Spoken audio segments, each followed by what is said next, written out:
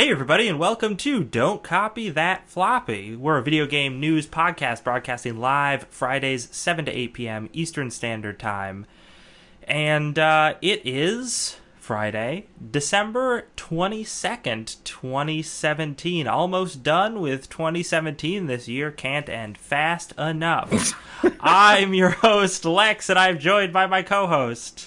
Booge, do you remember when 2016 was happening and everyone was like, fuck this year? And then we had this year. Yep. And it was just exponentially worse in almost every way. Yes. The only good thing that's come out of this year is memes, which poke fun at the joke that you just made. It's the only good thing. In video games, a lot of good video games. Good video games. Speaking of which, we're going to be talking about some video game news tonight, including stuff about PUBG. More stuff about PUBG, specifically its creator, followed by augmented reality stuff that has been announced. Also, iOS, Apple, new regulations. Whoa! Whoa! Fun news about the upcoming Pokemon game for Nintendo Switch, followed by a mini Dreamcast, followed by Nintendo Power is back. It's back, baby, and now it's an audio waveform. And finally, Power. Yeah, and then we're gonna talk about Twitch doing a thing. It's a little weird. And finally, we're gonna talk about games that just came out, games that are about to come out. And spoiler, there's not gonna be much on that list. No, even in terms of news, it's pretty light. End of the year, not many people are announcing too much.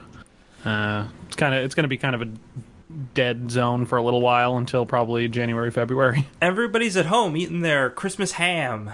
Yeah, you got Kazurai, and he's I don't know. They eat KFC in Japan during Christmas. Good for them. I was gonna say it's an actual thing, by the way. That's not just I'm glad. The KFCs in Japan are awesome. Yeah, they're like real restaurants. Nice, But no, I was going to say, even if you're Jewish, if you celebrate Kwanzaa, I don't know what your faith is called, but if you celebrate Kwanzaa, or if you're just an atheist, you're going to be eating that Christmas ham. Sure, surely. Because Absolutely. There's a lot of ham to go around. If you're Muslim, you might not be eating ham.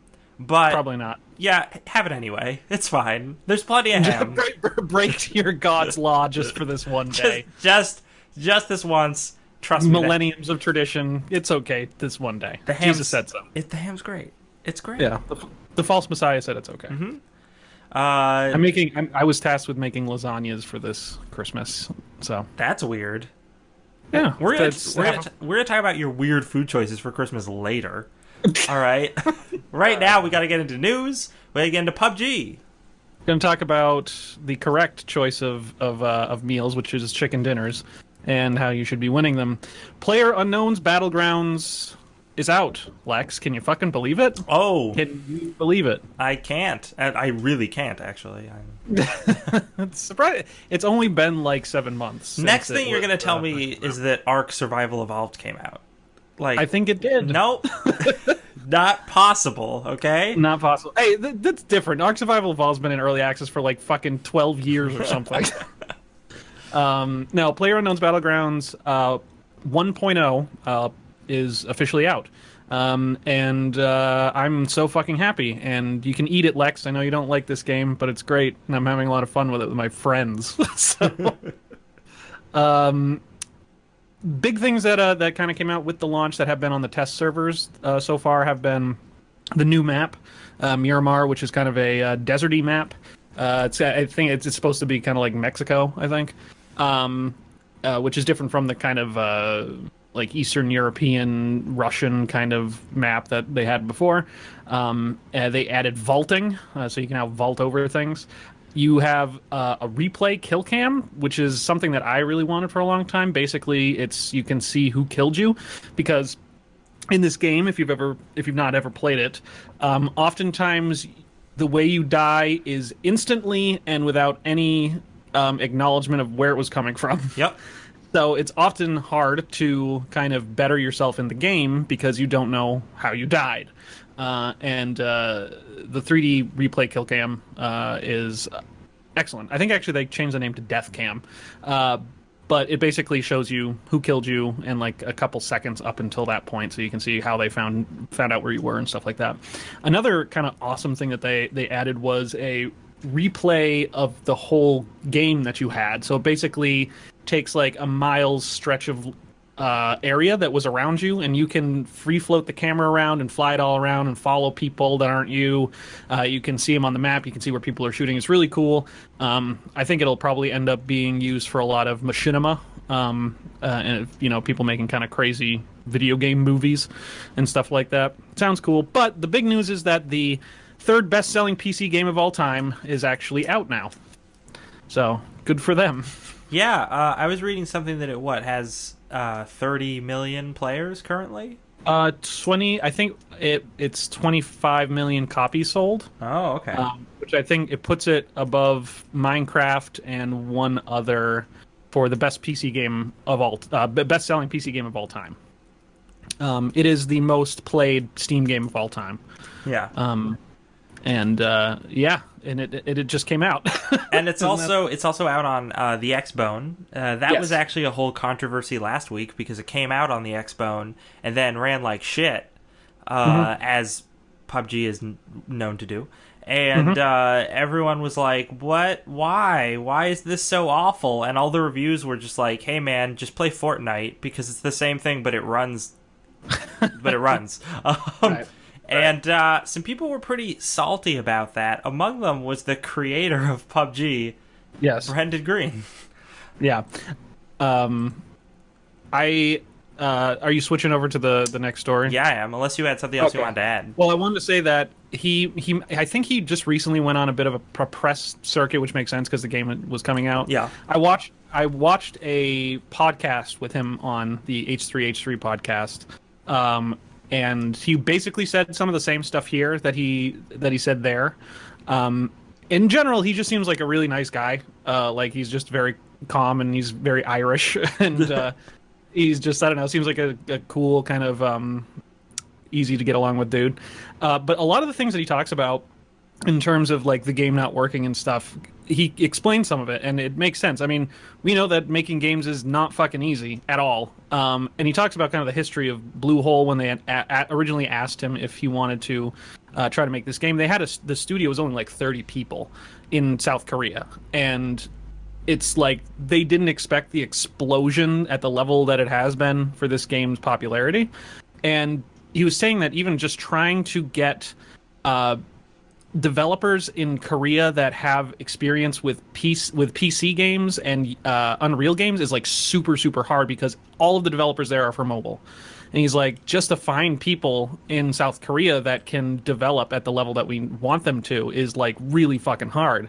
And we've only had 7 months. He's like, I think they said that they're up to like 130 people now, but for 7 months, it's a lot of work. So I'm not giving excuses or whatever, but I think that a 7-month time for a company to expand in a difficult area, you should expect some problems. Yeah, no, I think that's all totally fair. They have a small studio and everything is very rushed because there was this explosion of popularity. Although I think that's more of a reason to say, okay, let's delay the Xbox version then because we got the money, so let's just take an extra 6 months to work on it. I can also see the other side, too, and it plays into this story because if you wait too long, I mean, other people are literally coming out with your game. Yes. It's like if you don't get to market first, you got to get there. And he wasn't first to market, technically. Well, that's the thing. So getting into the story, he gave some interviews. He gave an interview to, was it GamesIndustry.biz or was it someone? No, it's Radio 1's gaming show from BBC Newsbeat. He talked about IP in games and how there's no intellectual protection in games. In movies and music, there is IP protection, and you can really look after your work. In gaming, that doesn't exist yet, and it's something that should be really looked into. And like you said, he's saying that because he was essentially beaten to market because he had this game in early access, and it was very popular, so people knew what it was and how it worked. but it wasn't actually released, so other companies could go ahead and release their games that were basically clones of it to try to get money. Yeah. But there's a couple reasons why that statement from him really irks me in a significant way. And it's because his game is a mod of another game. It is. So if these protections he's asking for were in place, he wouldn't have been able to make his game. Yes. So it's technically speaking, yeah. So when he lobbies for them now, it seems like, well, I've made it, so I'm going to burn the bridge behind me, right? Yeah. Yeah. And perhaps. That's like real douchey, like extremely douchey to say. Yeah. But the other thing was, I would understand if he was making this argument and this interview was from the 14th, so it was technically, this interview happened before PUBG officially came out and before we saw the amount of sales that it had garnered, right? But if he's making this argument because his game just came out and it didn't sell well, and yet Fortnite is doing super well, and he's like, damn, I got beat to the market, and now there's no place for me in the market, right? Then I would be more sympathetic to him saying this, but that, as we know from the numbers we were just talking about, that's not what happened. Fortnite is actually still doing really well, but was doing really well. But then when PUBG came out on Xbone, people were saying, "Oh my gosh, this barely works on Xbone." Except now it's doing better than Fortnite on Xbone, which just tells you that the players were just waiting for PUBG. They were just playing Fortnite because they needed to play that game mode as a holdover until the game they wanted to play hit. So for him to say this, it's like, I'm like, no, dude, you didn't actually have this problem. People cared about your game and your IP enough that you brought it to them late and they still flocked to you. So there's doubly no reason for you to argue for this intellectual property protections, because your game is a case study in how the market actually, like in this case, doesn't need that. Right. Yeah, it's he talked about this kind of stuff in the podcast I watched as well, and he's a little more nuanced about it than just kind of the catch lines. It's true, yes.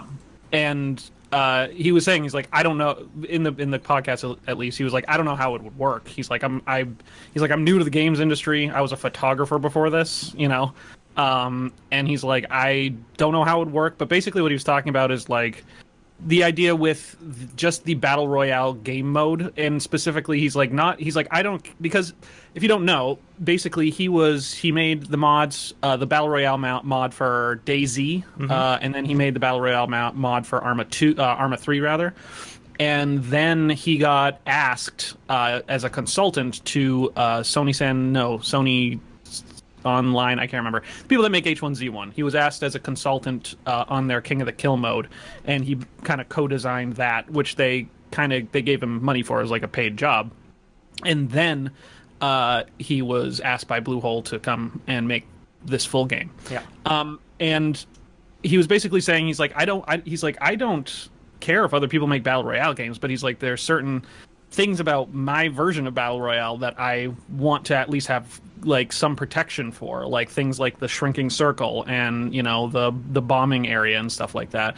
And once again, like they talked about, and he's like, it would have to be super, super specific. He's like, like if this and that, like legalese, it would have to be written out very, very finely to protect it. But I also understand your point. I think that it's tough in video games because you have something like Dota, which was a mod of a pre-existing game, and it was Valve that bought the rights to that game mode from IceFrog, who was the modder that made it originally for Warcraft 3, so it's like you're getting into some real tricky territory with who owns what in terms of intellectual property there.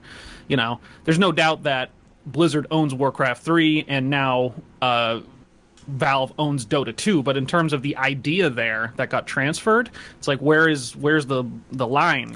Can someone own a game mode idea? Does Nintendo own platforming because they were not even the first, but they were the ones that did it the best? I think it's tough because it is more.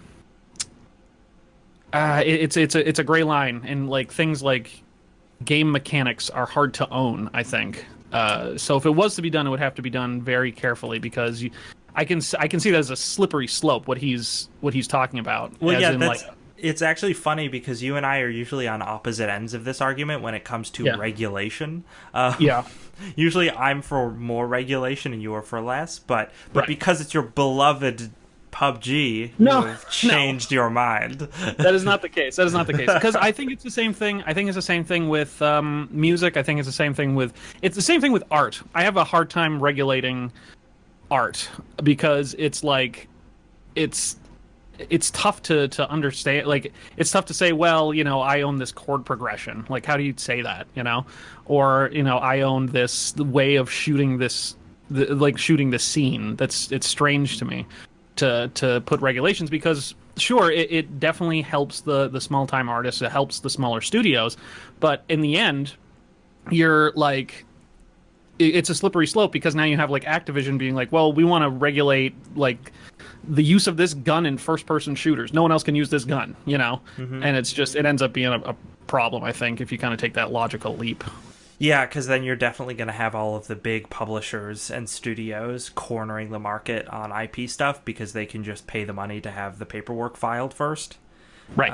And that pushes out a lot of smaller people. So. Yeah. Also, I think as a side note, I think it's kind of funny that he says, in movies and music, there's all this IP protection, and that you can really look after your work. And I'm like, dude, if you like paid attention to IP disputes and just music, it's crazy. There's listen, Vanilla Ice, all right? That bass line was totally different. Doon doon doon doon doon doon. Mine goes doon doon doon doon doon doon doon. Yeah. That interview is fantastic. It's classic. Oh my gosh. Yeah. Also, what was it? I was watching the Rooster Teeth the No story on this when they were talking about it, and one of the things they pointed out was like, does anyone want to say that Battle Royale is a name taken from something else? Yeah, from a movie. Yeah. Yeah, because I mean, and that's the craziest thing that, like, in the podcast I was listening to, is that they're mentioning that like some of the biggest games of the past 10 years have been mods of pre-existing games. Mm-hmm. So it's like, how do you regulate that? It's tough. It's real tough. So no, I think that overall I'm annoyed that Green is coming out with this argument now because he doesn't need to, because he's not hurting, and because it's, if anything, we have learned in the past several years that people modding stuff will bring games that people love and that are arguably good. I would argue PUBG isn't good, but many would say that it's great. And I think that trying to push for more IP protection stuff is just gonna stifle that in the future. Yeah, it will. And that... I also wanted to say another thing about PUBG real quick, is that Polygon gave it a 10 out of 10. 10 out of 10. PUBG, what was their... I remember seeing their title for that, which was like it was Imperfect Perfection or something. Yeah. It's like the stupidest thing I've ever heard. It was a pretty badly written review, just from a writing perspective, but they did bring up something interesting, which was that it kind of changes game literacy in terms of like how we understand how to play a game, like a first-person or third-person shooter. I don't completely agree with that, but I think that it refined the game language of those kind of games, those survival battle royale games, which I think is what makes it really fun to play. But I suggest watching an interview or two with Brendan Green, because he comes off... if you just take the words, it's kind of comes off like he's kind of shitty, but to me, he comes off more like an artsy dude that just likes talking a lot.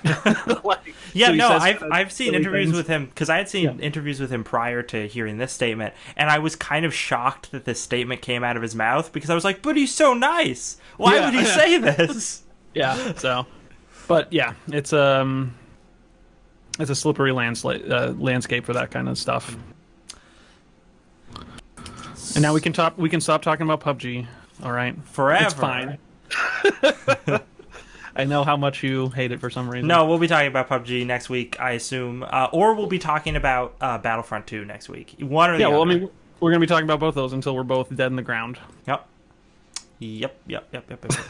So, moving on to augmented reality. Augmented reality. This comes from futurism, which was not a... But I heard about this from some other site, and I was just looking for some site to get for the copy, and I was like, Futurism, sure, I've never heard of them. But they write about Magic Leap, which is a startup from Florida. They're only about 3 hours away from me, actually. And Magic Leap is this company that's been working on augmented reality for, I think, like 5 years, but they have not ever announced a product until now. And they're most interesting because they raised about over $2 billion in investing before ever announcing a product, besides just saying that they're working on kind of groundbreaking AR. And now they've finally shown off their product, which I think is going to be called the Magic Leap 1. And they're AR goggles. And there's no prices, there's no release date. But this is interesting to me because, first of all, I don't know if you've ever seen the videos of them kind of posting about like videos of their technology that they have going for them. I have not. It's fucking pretty incredible. Basically, it's not VR, so you see through them, and it just projects things out into the world. Listen, I'm familiar with the Microsoft keynote from E3 2015 or 2016, where they had the stupid like it was Minecraft, wasn't it? That they were the like HoloLens. Yeah. Oh God, that was oof. I mean, it's cool. It's a cool idea. Yeah. But this actually, from what they've shown, it's the refined what you think it's what you think it should be from that. So basically, they're not like a games company or anything. They're basically just making the technology for any given field of people to work in. So like some of what they show in some of the videos is like how you just would manage normal internet stuff with AR goggles, and it's not like fake video. It's like this was shot through our technology, and it looks like futuristic, like screens coming up in front of you and you swiping and doing like the Iron Man thing, like when he's building his suit, Yeah. And it looks like it all works. And they even go as far to show things like little robots, little cartoon robots, like hiding under your desk and helping you out and stuff like that. It's real fun. But the thing that I think is interesting about these, first of all, they look goofy as fuck, but that's all AR and VR technology, and it's also not a complete model yet. The thing that really sparks my attention is that this is something that gets closer to what I think AR and VR needs to get to be popular in the mainstream, which is this does not connect to a big-ass computer. Yes. So you have the goggles, and it connects to what looks like a small battery pack / processor that you clip on your belt or your pocket or whatever. And that's it. So I'll always remember the guy that made the Oddworld games. I can never remember his name. But he was talking at E3 a couple years ago, and he's a guy, he wears glasses. And he's like, I think that VR and AR will become popular, and he took off his glasses like when when you don't have to connect it up to everything, when someone can just put it on like a pair of glasses, that's when mainstream will instantly understand, That's when people will adopt it much more readily, because when you take a big-ass piece of plastic and you cut off your vision from the world, and then you connect that big-ass piece of plastic to another big-ass expensive piece of plastic, you're anchored to wherever you are. Whereas if you could just put on these AR glasses and walk around freely, then that's going to be something that can actually, I think, break into the mainstream. I also think that AR is more mainstream adaptable than VR because it's not literally blocking your vision. It's not blinding you out. So yeah, this is what I find interesting about these guys making this stuff. Apparently, from the tech side, I'm not like a scientist, but apparently from what they've been talking about, their technology is super advanced too. So that's cool. And they're from Florida, which is random. You never see like startups from Florida. So I hope they do well, and I hope they continue it, because I think I'm a bit of a futurist, and I would love if AR kind of became reality. I think it'd be cool. Yeah, I mean, this is the kind of stuff that I wish, especially with web surfing and stuff like that, this is the stuff that I wish Google Glass had been. Yeah. And I think that as soon as we get this technology to miniaturize a little more so that it is more comparable to the Google Glass sort of size, then it's gonna be great. People are gonna love the heck out of it. They're gonna connect it to their smartphone via Bluetooth, and then they're gonna surf the internet while they're out on the street, and they'll actually be able to see in front of them, so cars won't hit them. It'll be great. We'll go from a culture of people who walk around looking down at their phones to a culture of people who walk around seeming as if they're paying attention to things around them, but only really half paying attention. Right, because they have Terminator vision, and there'll be information scrolling on people as they walk by, like age, like. But this is also the thing that was like augmented reality stuff. I've seen so much silly, bad cyberpunk in the past that has this, and I'm like, yes, finally. Especially because these look like goggles, makes it even more cyberpunk, and I'm just they look like something from Shadowrun. They look like a piece of tech you can buy and lose a little bit of your humanity or whatever the mechanic was there. But yeah, so that's cool. I'm happy to see advancement in that technology, and still, I don't want to see it used for video games. I don't like VR used for video games. I don't like this used for video games, but I like it used for a plethora of other things. Sure. I mean, then this is one thing that I've always thought was, it's not video games and porn, as we all know, are two huge drivers of technology, and that's not even a joke. That's the actual truth. But like, there are things that AR and VR can do way beyond and way more important than video games, like remote surgery. You know, like a doctor puts on these goggles and has like they can use their hands, like go through robot hands somewhere else across the world and actually perform surgery. You can do digital tourism. You know, you can set up like cameras on a Mars rover, and you can pay a little money to NASA, and all of a sudden you can look around and you're actually looking at Mars from a 360-degree view. You know. Digital or VR like concerts and shit like that as well, or like sports. I think like all that shit is way cooler than video games, and actually more applicable than video games to the technology. Mm-hmm. Definitely. Actually, no. I thought of a video game that would work really well with this. Pokemon Go would work really well with this. Yeah. Yeah. Or the Harry Potter Go, or whatever the fuck. Yes, Harry Potter Tri-Wizard Tournament, the phone game. Yay. Okay, let's move over to a story that's not loading properly. Here we go. Apple and the App Store. What have they done? They've decided to try and regulate it, apparently. Let's file this under too little too late. Maybe. So, as we know from... I think we've reported on it in the past, but in China... there was this effort to regulate the way loot boxes work in video games.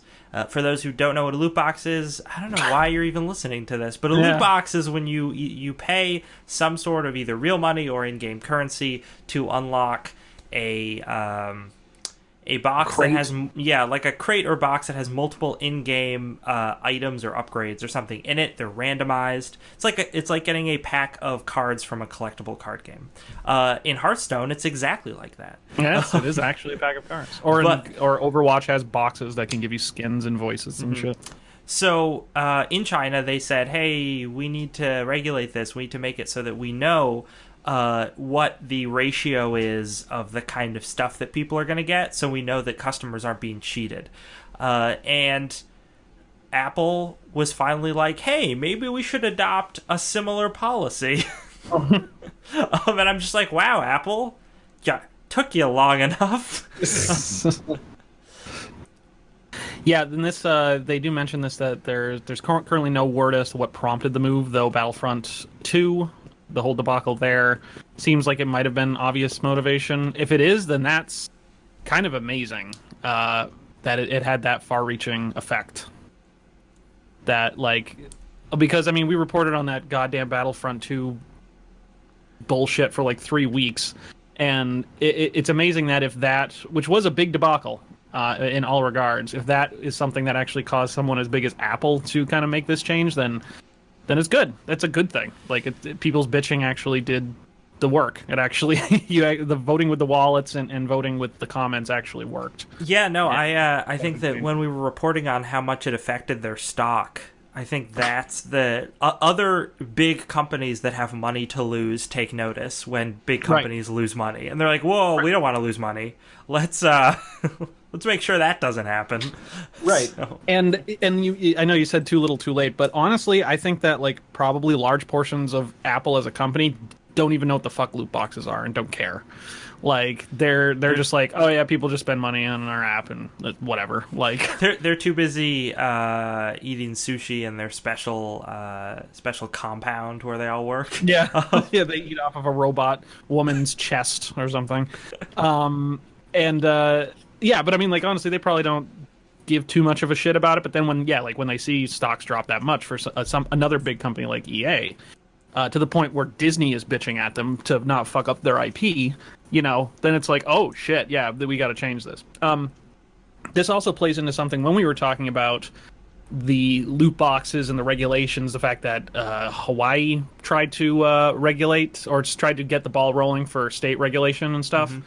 And I think Denmark was also Belgium. kind of like Belgium started suing in the Netherlands to wait, is Belgium in the Netherlands? I think so. I always get those confused. I'm American. I can't answer geography I only care about burgers and hockey. No, not hockey. Then you'd be Canadian. I know. I am too Canadian. That's my mind first went to that. But the thing that I always, and we were talking about how I'm usually for less regulation, you're for more, and that was something that I said back then was that I don't want the government involved in these kind of regulations. I want the market to sort itself out, and I think this is a great example of that because Belgium may be going through the motions. Hawaii tried to start looking into this, and that would take them years and years. Whereas you can have someone as big as Apple just be like, "All right, we're doing it," and it's done. That I think is the market working itself out, and when they want to, it can work itself out way quicker and way more efficiently than to start getting the rusty machine of government to try to regulate these things.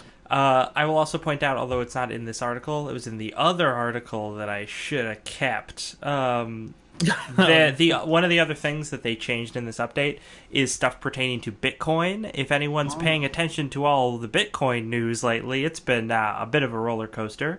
But they're apparently putting in regulations into the iOS store where if you have an app that does any kind of Bitcoin related stuff, it has to be connected to like a real bank.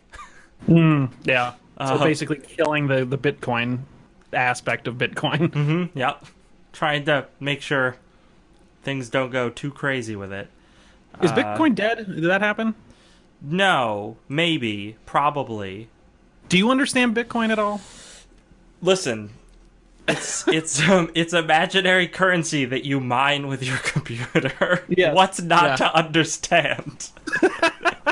I really tried to understand it like a week ago, and I was like, I think I get it, but I don't understand economics, or that's it really. I just don't understand economics enough to understand it. When I was a young lad, and I was studying sort of some economic history stuff, and I found out that we as the U.S. used to back up all of our money with gold. Yeah, until Nixon. Yeah, until we decided to stop doing that, and I'm like, wait, but then what? How do we have? It's just hanging in the air. It's up in the air. It's all funny money. So the fact that our economy has already been like that for a long time makes me think, yeah, Bitcoin will fit right in. Yeah, totally. I just know that it's been a talk of the town because it's been the value of it has risen like crazy, and a lot of people are like, it's a bubble and it's going to bust real soon. Oh yeah, well the thing is, if you look at, to talk about Bitcoin for a second, if you look at all of the changes in Bitcoin, just like bring up a graph of how it's been changing over the last year. It just spikes and then it goes down. It's just the difference is that lately when it spiked higher than the other times. So it's been spiking in an upward trend, but it's still been sinking after each spike. So I think the thing I read today was that it's like down 25 or 30% already. And I'm just like, yeah, because that's obviously what was going to happen, and then it's going to spike again. Right. Exactly. So it just matters as to if it spikes. If when it spikes again, it spikes to higher than what it was at when it was at its previous high, or if it starts another downward trend where it's spiking lower and lower. Either way, I would love to see it sort of calm the heck down. Come on, don't you want? I mean, we already have funny money. Like, don't you want It's like funny money on steroids, like the super really chaos god version of funny money. Well, like, because I was thinking the other day, like, I was even thinking about just money in general, and I was like, I have not paid for something with actual cash in like years. And I just have a card, and money comes in to my account, and money goes out, and it means nothing, really. Yep. It's just numbers being transferred. Like, that's all it is. Mm-hmm. So why not just take that to the nth degree? But anyways, on this loot box thing, I'm kind of indifferent about if people put odds of loot box stuff. I don't find it, like, I'm against the government being involved because they tend to muck up things like this and make them more complicated than they need to be. But the ends to the means, actually putting the odds of the loot boxes, I'm kind of indifferent about it. I don't care if it's there or not. But I think that this is a sign. I mean, if Apple does this, I think it's going to be dominoes now. Like, I totally see everyone else kind of following the lead after someone as big as Apple decides to do this. Well, that's the thing, right? Like, for those unfamiliar with the iOS store, it's like the Wild West. There's almost no regulation on it. So the fact that they're imposing regulations saying, like, hey, one of the most profitable things about gaming, we're going to regulate that and say, like, hey, we're going to make sure that you have to tell us the odds, and those have to be the odds of the packs, so we know that your customers, like, a certain percentage of the time, are going to get something worth the value of their money. Is at the end of the day really encouraging, because I'm like, oh, I mean, Apple finally wants to rein in the craziness of its iOS store. Right. And I mean, I guess that this means Hearthstone, right? Because that's on the App Store. Yeah, Hearthstone had already been pretty good about that. I mean, they had released they had like not proven it, I guess. Now they need to prove it to Apple to make it like official, but they had already released stuff to their customers or on their website and stuff like that, saying like, oh, these are basically the chances of you getting like these value cards if you open this many packs and stuff like that. So yeah, now it's just going to be like them proving to Apple that what they had said to their customers is true. Right. And probably putting it in the game in a little disclosure. Yeah, something like that. That would make sense. Side note, that Kobolds and Catacombs single-player mode, ooh, it's good. I've heard. I've heard a lot of people are having fun with it. Real good. So, let's move on to Pokemon. Another money sink. The Pokey and the Mon, and not going to make that joke anymore because that guy's a rapist. So we're. Isn't that true? So many things, so many people, and so many jokes. Oof. So everyone's excited for Pokemon on the Switch. They said there's going to be a Pokemon on the Switch, and everyone's like, "Oh my god, I can't wait to play it." I'm one of those people. I'm very excited to play that because that would be awesome. Otherwise, though, we don't really know anything about it. We don't know what it's going to be about. We don't know when it's going to be released. But there was spoilers. It's going to involve catching Pokemon. That's shocking. Maybe it'll involve the silly motion controls for widening up your pitch of that Pokeball. Yeah. HD Rumble. Oof. You can feel those ice cubes in your drink. You can. Yep. But so we got a hint as to this game yesterday, December 21st. There was a job listing that hinted that the Pokemon for Switch is going to be made in the Unreal Engine number 4. Woo! This is, the news kind of ends there. There isn't much more to it. It's just kind of a big deal because the Unreal Engine is so much more advanced than anything they've made a Pokemon game on before. It's crazy. Do you know what's made on Unreal Engine 4, Lex? Is it PUBG? Is that made on? I think it's PUBG. Oh my god! Along with about 5 quadrillion other games. Oh yeah, well. Yeah, this is kind of I actually, when I read this, I was like, because I know that for the longest time, Nintendo usually had proprietary engines for their games, like most Japanese studios do. As in that they usually make a proprietary engine for a game and then scrap it and then make another one for a new game. But I went and found some news from like a year ago and some from this year that Nintendo had announced that they were working on a bunch of games in Unreal and Unity. So I guess the times have changed. I mean, it's good because everything's made in Unity and Unreal nowadays. So it's not too surprising that they would use these engines, these tools to work on the new Pokemon game, I guess. Yeah, no, and I think that the writing was kind of on the wall when the Switch came out, and there were all of these reports that it ran Unreal Engine 4, and that they were encouraging people to develop on it, and that they had this cozy relationship with that engine. And I was just like, oh, okay, well, they can't just be doing this for everybody else. They must be doing this partly for themselves. And that's what this would indicate, and I don't know, that's cool. I would be interested in seeing that. I mean, with Pokemon, does it really matter how good it is graphically? Like, not really. Not really. You kind of just need to be able to run around and have your basic fun pixel art of your little pocket monsters fighting. It can be 2D.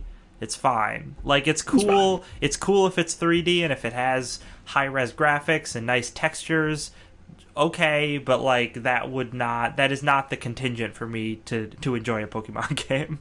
Sure, I think that more so graphics is one thing, definitely. But I think that, I mean, Unreal Engine is great with draw distances. It's great for drawing and frustum culling. It's good for open world games, or games that have like a large play area. So that might be something, like in terms of the technology, how it utilizes the memory of the Switch. That might be something that they're more keen on using than a proprietary engine. So maybe that's kind of where they're going with it.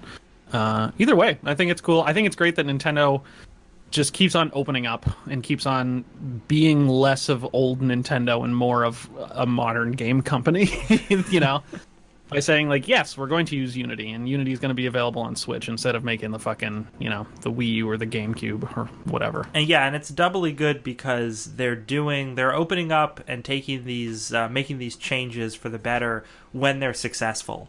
Like, I think it's easier for a game company that's down and out to make changes like this because they're trying to get back in the driver's seat again. But it's much harder, and there's less incentive for a company to do this when they're on top of the world like Nintendo currently is.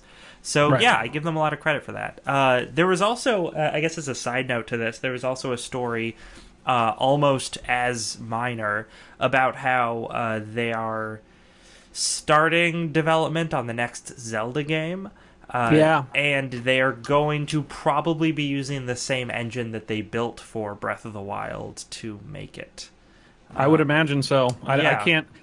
That's a crazy thing, is that, like, I can't imagine Zelda going back now. Like, not back to at least the 3D, like, console Zeldas. I can't imagine them going back to, like, Skyward Sword type game. Yeah, no, it's sounds crazy to me. It would be really interesting if they. One of the things that people are speculating is they might do a Ocarina of Time Majora's Mask type thing, where obviously the same engine and the same kind of graphics, but they just decide to put this like crazy twist on the gameplay, so the game plays entirely differently. I can totally see that. And I think they're creative enough to do something like that again. So I would be very interested to see what they decide, how they decide to twist up the Breath of the Wild engine for that next Zelda game. But that's a long way off, which is why it's not big news. What might not be a long way off, what's in our immediate future is the Dreamcast. Yeah, something that... Read it. This shit is weird to me. It's weird. It's weird and dumb, and obviously a cash grab. But as we learned from Eurogamer, Retrobit's Sega deal has us fantasizing about a Dreamcast Mini.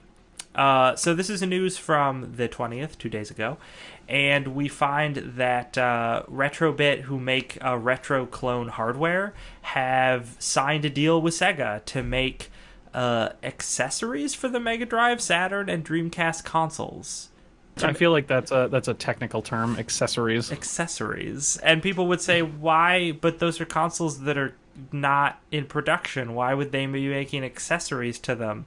And the real explanation as to why they'd be making accessories to them is if those consoles are getting mini re-releases a la the SNES Mini and the NES. Or the Classic, that's what they were called. The NES Classic and the SNES Classic. I think it's called the Super Nintendo SNES. It's like a dumb name, like the official name. It's like really long and bad. Oof. But that's also the story is pretty small because we don't know too much about it. We just know that the contract has been signed. Yeah. And it just seems like Sega is saying, hey, we're really great at milking all of our old properties. Buy our next Sonic game. But and we see that Nintendo has been re-releasing its old consoles from an era when we had successful consoles. We should re-release our consoles from that era. Yeah, pretty much. So I mean it's obvious to me that they were gonna do this, and I actually thought they already had. Like there was I thought they had done that with the Genesis. Yeah, I think they did do it with the Genesis. So, but it was critically panned because I guess it didn't work very well. So so now they're as if the ghost of Sega can't die. Like even the Sega Mini sucks. Yeah. So now it seems like they've allied themselves with a company that might actually know how to make this hardware, and they broaden their scope to the Saturn and the Dreamcast because Mega Drive is basically the Genesis. They're like kind of the same thing. They are the same thing, right? Are they wait. I'm thinking of the Master System. The Master System was the first one, and then it was the Mega Drive / Genesis. Yeah. I think Mega Drive was just the European name for it. Yeah, I think that's what it was. Yeah. So I mean they're gonna try that again, and maybe it'll be good now because someone else is making it. Yeah, I think it's strange that they're talking about a Dreamcast Mini. I mean, Dreamcast has its devout followers. I had one. It has some great games on it. But like, it's not like a fucking SNES, like, or even it's not even like a Genesis. Well, like there are a couple good games on the Dreamcast. The only thing I remember about the Dreamcast is that it had this weird like 8-bit like Tamagotchi shit built into its controller, and that was so weird. And it was first used in the Sonic Adventures. You could catch little creatures, and then they would jump into your Tamagotchi thing. But that was also the memory pack, or not the memory. Yeah, the memory card. Yeah, it served as both. But that's something that when I look back on it, I'm like, actually, that's kind of cool. I wish a modern console had something like that. But so I think that it would be really interesting to see a sort of mini throwback 3D console as opposed to all the 2D ones that we've seen thus far. But I think their assumption as to why it makes sense for them to make the Dreamcast is, again, because with all of these, they're just really cheap to produce. The Dreamcast it's a ROM chip. Yeah, I mean, the Dreamcast is probably more complex to produce because it's like leagues better than the Genesis was. I don't know. I mean, honestly, I don't know how much you emulate games, but I mean, that shit's pretty easy to emulate nowadays too. Yeah, like everything up into like PlayStation 2 era. That stuff's pretty locked down in terms of emulation. So yeah, I think their assumption is like maybe a lot of people won't buy it, but it would be so cheap for us to produce copies of them that like we're not going to lose money. Oh yeah, I mean tons of people are going to get a Genesis Mini. Are you kidding me? Well, no, I mean specifically to the Dreamcast because you were making the argument that its fan base is so small, and I'm just like, yeah, but it doesn't matter because it's gonna be so easy to produce.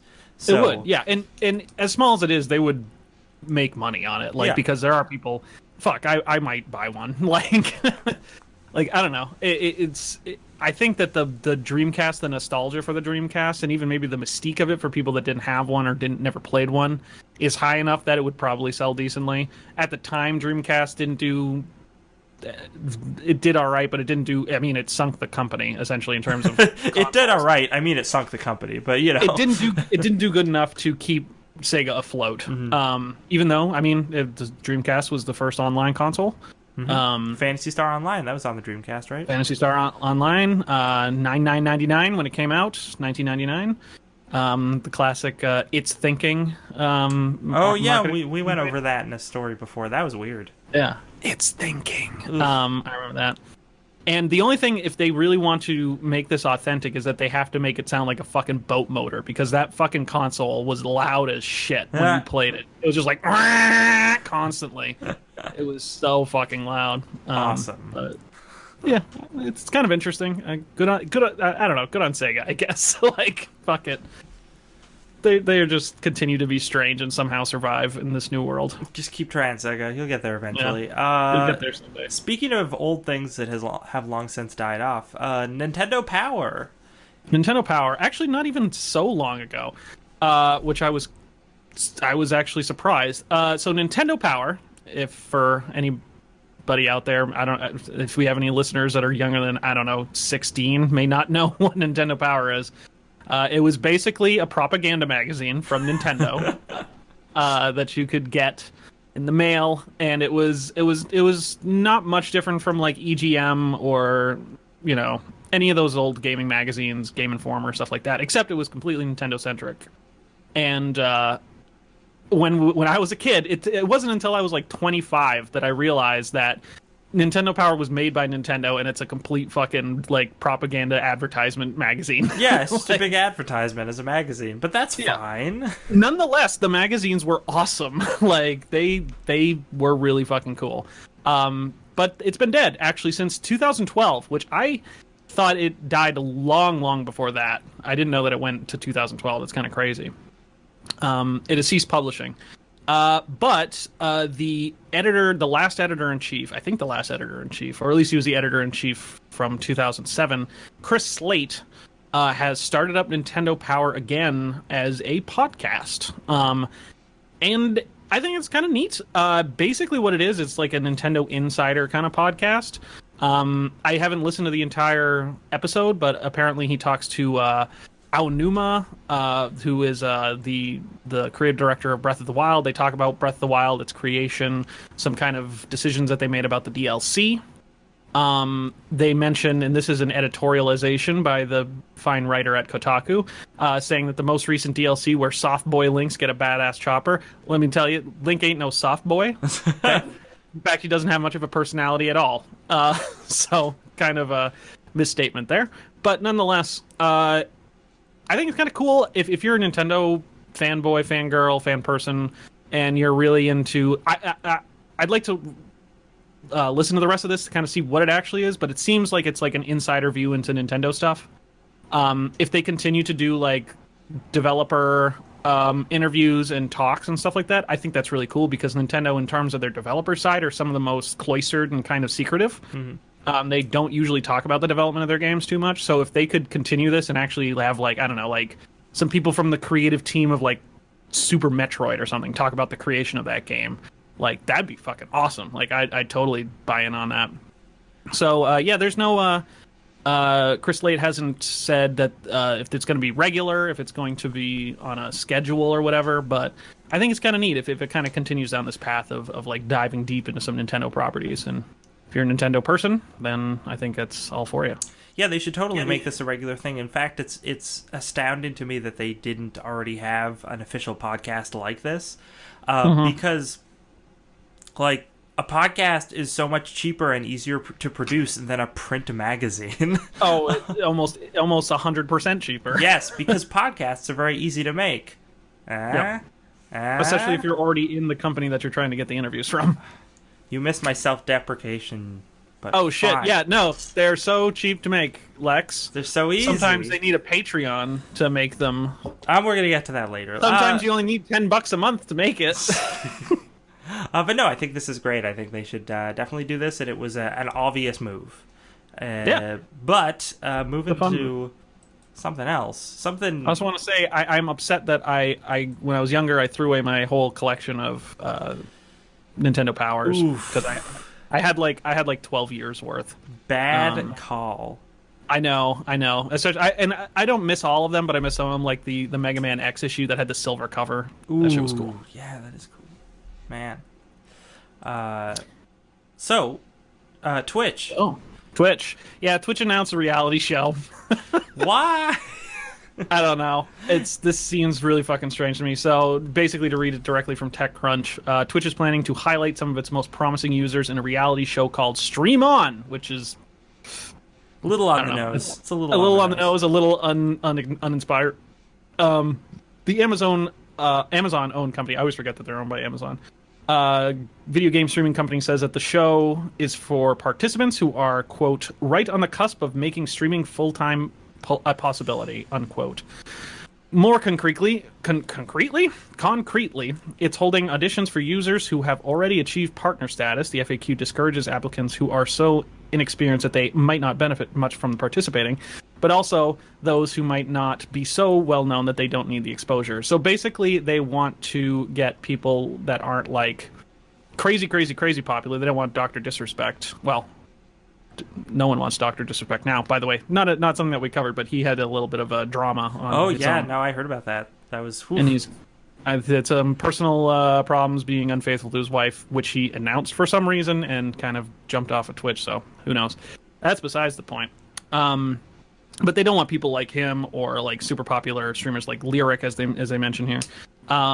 They're looking for kind of up-and-comers, people that are kind of on the cusp, and they say that, quote, the selected contestants will compete from home in challenges that Twitch describes as testing out the important streamer skills, with an audience getting a say on who gets to advance each round. The grand prize will be $60,000 paid in $5,000 monthly increments. This sounds like the cringiest shit I've ever heard, and I've not even seen it yet. Like, it doesn't how help. Could it possibly go right? Yeah, no, it doesn't help that like most reality TV on regular television is cringy and horrible. They're just taking that and being like, hey, why don't we make that even more awkward? Let's just take that formula but apply it to people who are just sitting in their houses in front of their computers. Right, in front of their Logitech cameras. It's either gonna be like that, or I will counter with it might just be really sad because that too. Because one of the things that if anyone's looked into how like mind-breakingly difficult it is to make it on Twitch as a streamer, it's like a miserable existence. There have actually been I've read multiple articles about how it's like ruined people's lives and like people have gotten really sick. People have died. And people have died. Trying to do that, like chasing that dream. And the whole reason is because you're just working yourself to death and constantly being online because you need like every like and every click and all this, every piece of engagement you can possibly get to make any amount of pocket change from this. So the idea of these people just like giving it everything they've got for peanuts live on this reality show just sounds real sad. Like, it does. Real sad. This sounds like it would be better served as a Werner Herzog documentary. It's just like, now we see the streamer. He has been live for 13 hours straight. It's just like... He has not slept. He has not used the toilet. He has not used the toilet. And it's just like, I can't take anymore. Would you like to stop streaming now? It's like, I can't. Oh, yeah, this thing. I'll lose 1,000 followers if I stop streaming now. I can't stop. He cares more about his followers than he does his family. Yeah. That's you hear a baby crying in the back. Yeah. The baby cries from his mother's womb. Yeah. Yeah, no, that's my... So I feel like if they have any smarts in their head, they will make this as fake as possible. Like, as scripted and fake as possible, because that's what they do for other reality television shows. Yeah. So that it doesn't have these, like, really sad moments of these people just being like horribly desperate.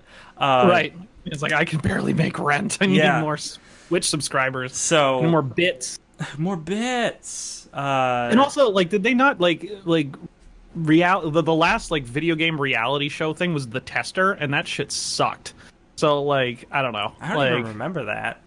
That was a Sony-based thing, and it was a reality show / game show where people would compete and they would get eliminated so that someone could become a game tester at Sony. Which at the time, this came out in like the early 2000s or whatever. People were like, "Ooh, I want to be a game tester that like for a job." And then it came out that like being a game tester is like the most mind-numbing, like horrible, low-paying job in the games industry. Yeah, you're just playing the same thing over and over, looking for bugs. It's like there's nothing glamorous about that. It is that is funny. I remember there was a time where people thought that was a glamorous and a desired profession just because you get to work in video games. And people are stupid. People are just really dumb. Yeah. On that note, what video games just came out? Let's talk about how dumb people are going to buy dumb video games for the holidays. The holidays. The holidays. On the 14th, Yooka-Laylee came out on the Nintendo Switch. Whoa. Too little too late, buddy. Too little too late. Let's see. Never Stop Sneaking? Never Stop Sneaking came out on the Nintendo Switch. I don't know what that is, but I want it after hearing that title. There's actually a bunch of... Is it a sequel to Sneak King, the Burger King game? I hope so. If it is, hard buy. Get it. Hell yeah. Get it. There's actually been a lot of cool stuff released for the Switch lately that is not on this list. Things like Crawl is on the Switch now, which is an amazing indie game. And there was another one. Oh, Enter the Gungeon is on the Switch now. Yes. Also, I see Gorogoa came out for Windows, Mac, and Nintendo Switch. That's actually... There was a feature on Polygon about that game that was really interesting, and that game looks really fucking cool. I'd suggest checking it out. It's a puzzle-ish game, but it's really neat. Other things on the 19th, Life is Strange Before the Storm Episode 3 came out, which I'm sure some people are excited for. And, I mean, that's pretty much it, because it's the end of the year. So, we got Romancing Saga 2 coming out for everything again. Oh. That was... Do you know that's an old school RPG? Romancing Saga. Yeah. The remaster. Life is Strange I'm excited for, but I'm going to wait till they all come out and play them straight through. Yeah, I think that's usually the better way to do episodic stuff. I tried one episode at a time with Wolf Among Us, and it felt weird playing a game like that. Yeah. But anyway, we're out of time. We actually, by having almost no news, we only filled up a normal show's length of time. So it's almost like we can ramble a lot. Bitcoin. So, thanks everybody for listening. This has been Don't Copy That Floppy, a video game news podcast broadcasting live Fridays, 7 to 8 p.m. on twitch.tv/DCTF podcast. You can find us on social media like Twitter by searching our handle at DCTF podcast. We're also on YouTube and Facebook and all sorts of other places. So if you want to follow us, feel free to do so. You can check out our show archive on places like iTunes. Leave a rating and review there. That would be awesome. And on our amazing benefactors, chipbit.net. Go check it out. 24-hour streaming chiptune music. Good stuff. Right out of the UK. Straight from the vein. Straight from good old jolly old England. Yes. And if you want to support the show with all those cash monies, you can find us on Patreon by searching Don't Copy That Floppy. And you can give us money and you will get our bonus content every month, which is me and Dan talking about things. Things, you know? It's... I let him out of the basement for once a year. But yeah, so that is it. Thank you so much for listening. And until next time, Chris, what do people have to remember? You know, I was thinking for about 2 minutes to try to do a holiday-related Don't Copy That Floppy ending, and I couldn't think of anything. So instead, I'm just going to say, Happy Holidays, and don't copy that floppy.